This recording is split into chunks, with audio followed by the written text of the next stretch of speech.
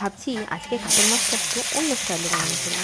এই যে পেঁয়াজ কুচিয়ে নিয়েছি, পেঁয়াজ কুচিয়ে নিয়ে সেটা ভেজে নেবো। প্রথমে ভেজে নেওয়ার পরে এই যে এখানে আদা এবং রসুন একসঙ্গে মিক্সিতে পেস্ট করে সেটা দিয়ে দেবো।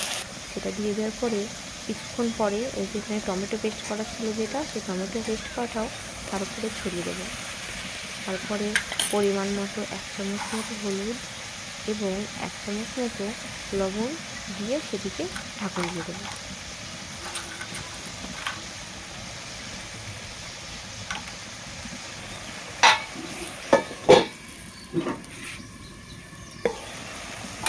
ঢাকনটি তোলার পরেই তারপরে এই যে মাছগুলো ভেজে রেখেছিলাম সেটা দিয়ে দেবো।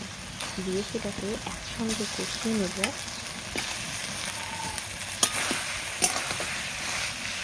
কষিয়ে নেওয়ার পরে হালকা জল দিয়ে নেড়ে ওপর থেকে হালকা করে জল দিয়ে ঢাকন দিয়ে তৈরি হয়ে যাবে কাতলা মাছের গ্রেভি।